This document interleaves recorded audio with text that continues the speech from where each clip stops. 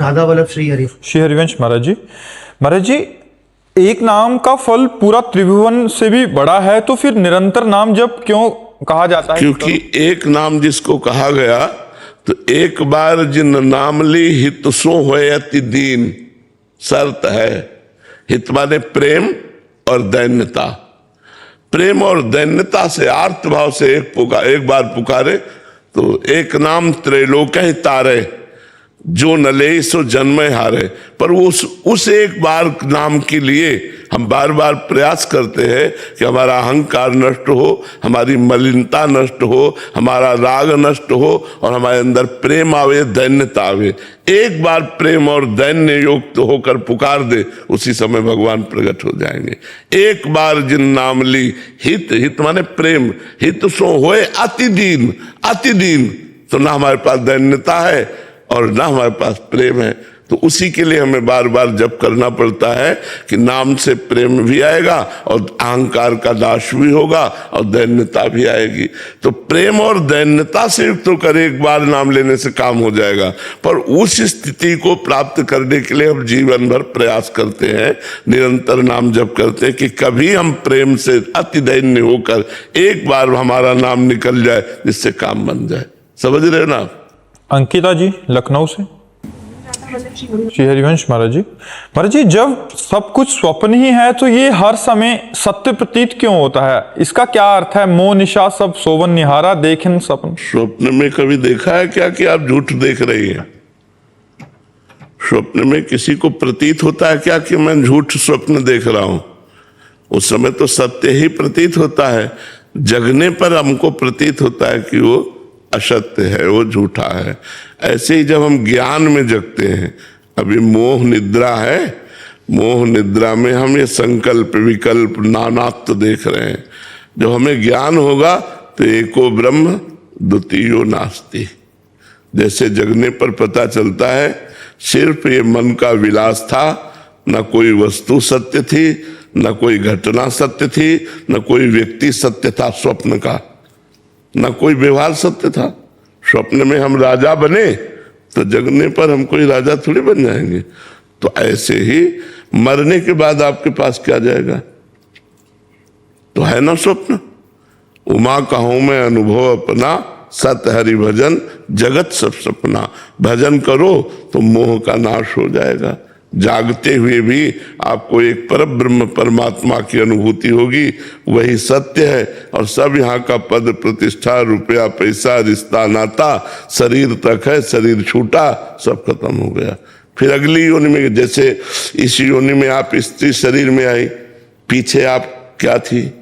आप पति थी कि पत्नी थी, पिता थी कि पुत्र थी, आपका क्या परिवार था, आपका क्या ग्रेजुएशन था, आप किस पद में थे? कुछ है? कुछ नहीं है। ऐसे ये भी कुछ नहीं रहेगा। पति पुत्र परिवार शरीर छूटा, खत्म खेल। तो स्वप्न ही तो है। ये कब पता चलेगा? जब ज्ञान होगा। अज्ञान में तो सब रत है। जब आप स्वप्न में डूबते होते हैं तो सही में डूबते होते हैं, एकदम हाहाकार मच जाता। लेकिन जब जगते तब हंसी आती कि यार एक बूंद पानी नहीं, और ये सब क्या ड्रामा था।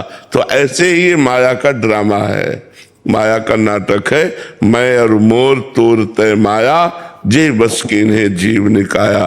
तो जिन सच्चिदानंद भगवान की माया से मोहित होकर हम स्त्री पुरुष जड़ चैतन्य अच्छा बुरा सुख दुख लाभ हानि मान अपमान देख रहे हैं, उन्हीं भगवान की आराधना के द्वारा हम ये देख पाते हैं कि ये सब कुछ नहीं, केवल सच्चिदानंद भगवान है।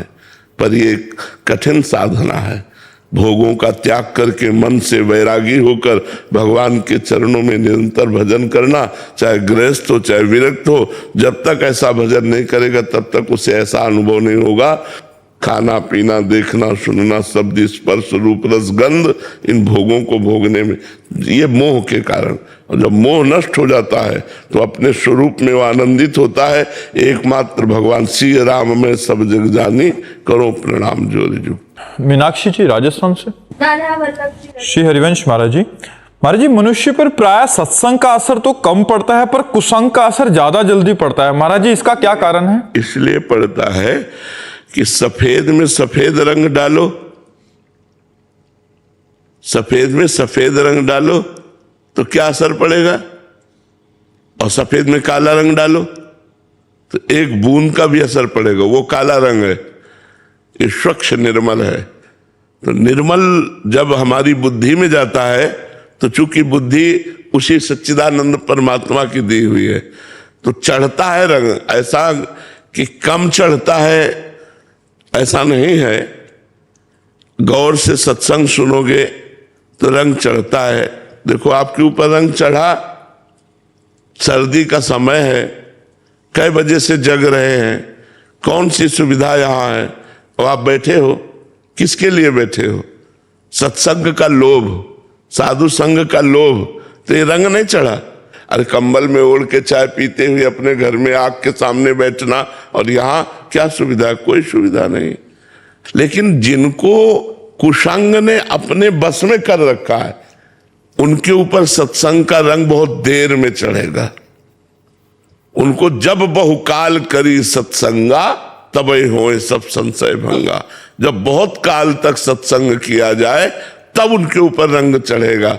और जिनका हृदय थोड़ा पवित्र है तो जल्दी रंग चढ़ जाता है। तो ऐसा नहीं कि सत्संग का रंग बहुत लेट चढ़ता है, कुसंग का जल्दी चढ़ जाता है, ऐसा नहीं है। जैसे सत्संगी पुरुषों के ऊपर कुसंग का रंग चढ़ के दिखावे, जो रहे उत्तम प्रकृति का कर सकत कुसंग, चंदन विष व्यापत नहीं लपटे रहत भुजंग। अगर साधु है या सत्संगी है तो कुसंगी पीछे घूमता रहे, क्या फर्क पड़ता है? जैसे एक अच्छे आचरण वाला ऑफिस में काम करता है और 10 लोग बुरे आचरण वाले हैं, वो शराब पीते हैं, मांस खाते हैं, गंदी बातें करते हैं, गंदा मनोरंजन करते हैं, लेकिन वो अपने आप को बचाए रखता है। वो 10 के बीच में अपने आप को अकेला बचाए रखता है। उसको ना तो शराब प्रभावित कर पाती, ना व्यभिचार, ना गंदा मनोरंजन, ना गंदा कुसंग, और सबके साथ रहता है। तो ऐसा नहीं कि कुसंग का प्रभाव बड़ा जोरदार है, नहीं, सत्संग का प्रभाव जिस दिन पड़ेगा मिट्टिया मेट कर देगा कुसंग को और आपको उज्जवल बना देगा। उसकी सत्ता नहीं है, वो असत्संग है, उसकी सत्ता नहीं है, और इसकी सत्ता है। हाँ, ये जरूर है कि बहुत जन्मों का अभ्यासी कुसंग का मन है, तो उसे थोड़ा समय लगता है सत्संग में, बहुत जन्मों का अभ्यास। तो वो अब जिस समय हमारा मन सत्संग में लग गया, फिर कुसंग से पराजित नहीं होगा, और जब तक सत्संग में नहीं लगा तब तक कुसंग ही है।